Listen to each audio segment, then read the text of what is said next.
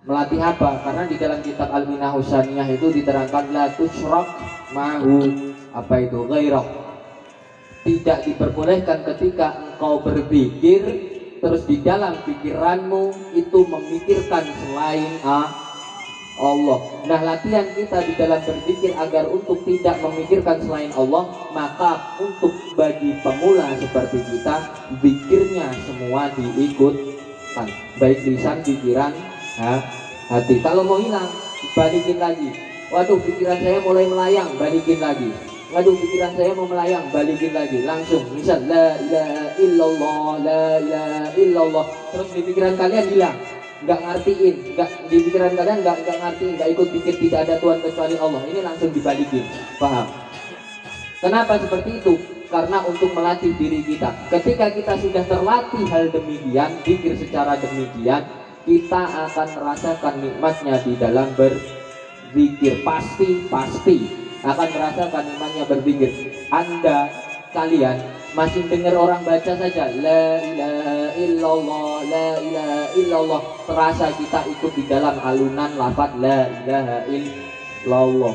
Itu kalau kita sudah merasakan nikmatnya, terasa masuk ke dalam alunan la ilaha illallah. Nikmat kayak kalian dengar organ terus tiba-tiba kalian nari gitu, ya mas ya. Ya gitu, kayak kalian dengar organ terus tiba-tiba kalian nari, itu kan enak kan? Dengar musik terus tiba-tiba nari, itu sadar apa kagak? Terkadang itu suatu hal yang tidak sadar. Penyebabnya apa? Enak, paham?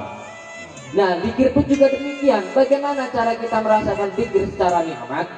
Cara engkau ingin merasakan zikir secara nikmat, yaitu engkau latih dengan hal demikian. Hati lisan kalian berzikir. Jangan cuma lisan kalian yang berzikir la ilaha illallah, la ilaha illallah, capek. Rasanya capek apa enggak? Capek kok enggak selesai-selesai. Penyebabnya apa? Yang zikir cuma lisan kamu, paham? Namun kalau kamu sudah terbiasa zikir semuanya keseluruhan, baik di pikiran, hati dan lisan, maka insya Allah kamu tidak akan merasakan capek ketika berzikir demikian. Melainkan ketika kamu masih mendengar orang berzikir pun sudah merasa terhanyut akan alunan dari lafaz zikir. Jadi tujuan zikir itu hanya untuk Allah. Terus tandanya bagaimana orang sudah merasakan zikir? Tandanya mereka akan merasa dirinya itu salah satu makhluk Tuhannya, bukan satu-satunya makhluk Tuhannya. Ketika engkau sudah sampai kontinukan, sudah kamu kontinukan tiap hari demikian zikir seperti ini, kamu akan merasa bahwa dirimu bukan satu-satunya makhluk Allah, tapi kamu hanya salah satu dari ciptaan Allah. Nah, ini latihannya di dalam berzikir seperti ini, biar kita sadar di diri bahwa kita hanyalah salah satu dari ciptaannya. Jadi kalau kita sudah sadar diri bahwa kita ialah salah satu dari ciptaannya, kita nggak punya perasaan wah saya ini paling alim, wah saya ini paling hebat, wah saya ini paling gagah, wah saya ini paling perkasa. Nggak ada. Kenapa? Karena kalian merasa bahwa diri kalian hanyalah salah satu dari ciptaan Allah. Nah, melatihnya bagaimana? Dengan zikir. Ketika zikir kamu sudah meresap, kamu pun akan memandang seorang peminum itu juga belum tentu bagaimana? Belum tentu dia yang peminum masuk neraka, sedangkan saya yang setiap hari zikir masuk surga. Maka tujuan berzikir itu hanya untuk kepada Allah, jangan kepada yang lain. Jangan pikiran kalian melayang kemana-kemana, itu salah. Makanya alhamdulillah ada majelis seperti ini, sehingga yang pertamanya tidak mengenal zikir akhirnya mau berzikir. Dan alhamdulillahnya lagi Pak Lurahnya dukung. Ini nikmat yang masya Allah luar biasa, nikmat yang masya Allah luar biasa. Min alama, kalau di kitab itu min alamatil i'timad alal amal nuqsanur raja, nuqsanur raja minda wujudi jalal. Dari tanda-tandanya orang-orang yang hanya bersandar kepada amalnya, nah ini yang bahaya. Ketika kamu sudah merasa nikmat di dalam berpikir, ketika kamu sudah merasa dirimu enak di dalam berpikir, namun engkau menyelipkan salah satu hal yang merusak pikirmu, ini yang akan menyebabkan kamu tidak sampai kepada Allah. Apa itu sesuatu hal yang menyebabkanmu tidak sampai kepada Allah? Ketika kamu berpikir kamu merasa orang yang paling banyak ibadah. Nah, ini yang menyebabkanmu tidak cepat sampai kepada Allah. Kenapa? Ketika kamu berpikir kamu melakukan ibadah, kamu melakukan puasa, terus kamu merasa, wah saya kan, ya Allah saya ini kan orang yang orang yang ibadahnya kuat. Masa iya saya nggak dekat dengan engkau? Sedangkan dia peminum, saya yang ibadah, dia yang peminum, berarti lebih dekat saya dengan yang peminum. Belum itu. Ini yang merusak pikir kita hingga kita susah untuk usul untuk sampai kepada Allah. Jadi ketika zikir, hilangkan semua itu, jangan merasa dirimu paling benar di dalam berpikir, jangan merasa dirimu paling dekat dengan Allah, karena orang yang merasa paling dekat dengan Allah itu mereka orang yang jauh dari Allah. Pasti itu. Ketika engkau melakukan ibadah, ketika engkau melakukan sholat, ketika engkau melakukan apapun amalan, pikir dan lain sebagainya, terus dirimu merasa, wah saya ini berpikir amal saya sudah banyak. Di situ yang ada pada dirimu, engkau merasa sudah dekat dengan Allah. Padahal sejatinya hal demikianlah yang menyebabkanmu tidak dekat dengan Allah, karena merasa bangga diri sudah dekat dengan Allah. Namun ketika orang-orang yang ketika melakukan ibadah mereka selalu merasa dirinya jauh dengan Allah, hingga mukhlisan lillah ibadahnya, ketika membaca kalimat-kalimat zikir astagfirullahaladzim, astagfirullah, ikhlas mukhlisan karena Allah saja. Ya Allah dosa saya banyak, ya Allah ampuni saya, ya Allah ampuni saya, hanya untuk Allah. Maka di situ mereka malah orang yang dekat dengan Allah. Kenapa? Karena ketika seseorang yang merasa jauh dengan Allah, ketika beribadah dia mencari cara untuk semakin dekat dengan Allah. Paham? Makanya saya pesan ke kalian, sebisa mungkin itu walaupun nggak di majelis zikir, kalian biasakan setiap malam itu membaca kalimat di zikir. Minimal 113 itu aja. Yang terpenting itu kalau mengolah hati kita yaitu la ilaha illallah, la ilaha illallah. Enggak apa-apa, tapi malam doang bisanya enggak apa-apa. Minimal 113 itu aja. Nanti rasakan sendiri sensasi nikmatnya. Tapi caranya zikir jangan dilisan yang kayak saya katakan tadi. Ketika membaca lisan, pikiran dan hati semuanya bunyi. Lalu dihantamkan di hati bagian tengah. Itu untuk kita tahap pemula seperti itu caranya zikir, supaya tidak keliru. Kadang-kadang kita pikirin ya Allah saya zikir karena mengharap pahalamu, ini salah. Ya Allah saya zikir karena mengharapkanmu, jangan mengharapkan pahalamu. Paham? Jadi semata-mata zikirmu ikhlas karena Allah saja, bukan karena yang lain. Nah, ketika kamu sudah mengkontinukan hal demikian, insya Allah kamu akan merasakan nikmatnya di dalam berzikir. Lalu kenapa kita harus bersolawat? Kenapa solawat nariyah? Solawat nariyah itu banyak fadilnya, banyak sekali. Termasuk salah satu kalau yang maksudnya bingung rezekinya, insya Allah kontinu solawat nariyah enak juga rezekinya. Iya benar. Saya alhamdulillah walaupun masih dikit-dikit saya baca sholawat nariyah, tapi alhamdulillah rokok ya sering dibeliin sama masnya ini. Benar, beliau berdua ini malah. Kalau murid-murid saya itu nggak ada yang nggak ada yang tahu itu. Ya ini bercanda. Nanti dia pulang malah ngerasa nggak enak ya. Nah, kenapa kalau sholawat nariyah? Karena banyak faedahnya. Loh, kenapa sih kita harus bersolawat? Bersolawat itu bukti kita cinta kepada Nabi kita. Loh, kenapa ketika ketika cinta kok harus bersolawat? Karena bukti seseorang yang cinta pasti akan mengingat orang yang dicintai. Tidak mungkin seorang pecinta lupa akan seseorang yang dia cinta. Makanya kita adakan solawat. Makanya bersyukur alhamdulillah, semoga jamaah ini terus istiqomah Semoga terus istiqomah terus, semakin banyak dan semakin banyak. Karena daerah kalian kalau semakin banyak jamaahnya, maka juga akan semakin barokah desanya. Kalau semakin bertujuan karena Allah seperti ini, maka semakin barokah desanya, aman dan tentram.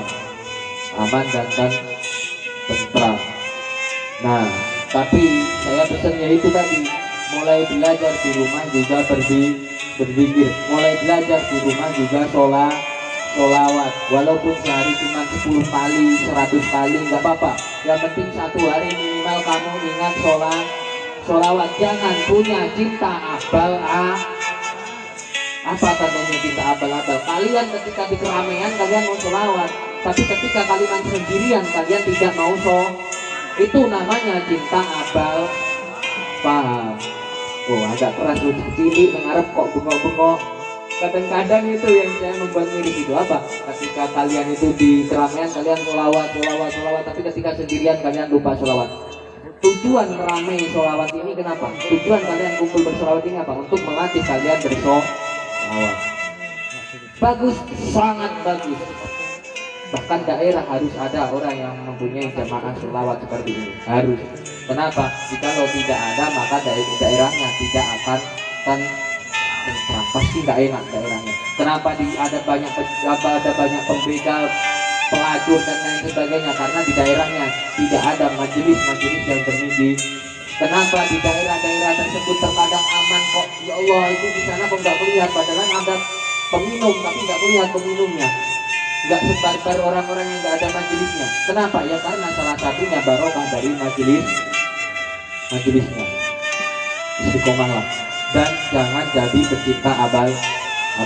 Yang ketika di keramaian engkau sholawat, ketika di kesunyian engkau tidak sholawat. Bukti kalian memang menjadi seorang pecinta, engkau tidak akan lupa dimanapun dirimu berada, baik engkau berada di keramaian ataupun berada di kesunyian. Baik engkau berada pada saat dirimu merasa bahagia atau pada saat dirimu merasa susah, engkau akan tetap mengingat seseorang yang dicintai. Iya apa enggak? Kamu kalau cinta sama seseorang, ini misal yang cowok-cowok, kamu cinta sama cewek misal, kamu waktu diramai kumpul sama temenmu, kira-kira ingat apa enggak sama ceweknya? Ingat kan? Kamu sendirian rokokan di rumah sambil ngopi sendiri, ingat apa enggak? Ingat kan? Kadang-kadang nyebut namanya enggak kamu? Iya kan? Ya itu baru dinamakan cinta, paham? Berarti kalau kamu hanya sholawat di keramaian, ketika sendiri kamu tidak sholawat, itu namanya cinta. Paham? Teruskan continue di jamaah dan di rumah, nggak cuma 1 kali 2 kali, pokoknya ketika ingat kalian juga harus bersolawat. Bukti kita memang benar-benar cinta kepada baginda Nabi Muhammad SAW. Nah, zikir sama sholawat itu pesan saya. Terus ini pokoknya jamaahnya jangan sampai bubar. Insya Allah nanti semakin lama semakin barokah. Kita butuh beliau ini. Kenapa? Kita ini nggak tahu amal kita ini seberapa, nggak tahu kita. Anda nggak tahu. Jadi kita harus saling tolong menolong. Bukan hanya di dunia, tapi juga di akhirat. Tandanya kita mampu saling tolong menolong bagaimana? Saling mengenal. Salah satunya cara saling mengenal bagaimana kita berada di majelis yang seperti ini. Paham? Nah, terus apa? Bukur. Nanti saya dikira tadi bakar apa ini? Bakar dukun, saya dikira dukun. Wah, itu musyrik. Wah, itu dosa. Wah, itu menyekutukan Allah. Innama a'malus binniyat. Udah gitu aja. Semua itu tergantung niat. Karena ada hadis, lupa saya di sana. Pokoknya ada hadis itu menerangkan bahwasanya malaikat itu tidak suka daerah-daerah yang baunya busuk-busuk, tidak suka malaikat. Sukanya apa? Sesuatu yang berbau wangi-wangian. Nah, bukur ini bertujuan apa? Untuk wangi-wangian. Supaya apa? Supaya malaikat Nabi Muhammad pun juga nggak suka kau rokok. Nanti kalau waktu sholawatan jangan rokok. waktu sholawatan jangan rokok, matiin semua rokoknya. Tapi nanti saya kasih waktu rokok bentar, saya nggak kuat ini udah.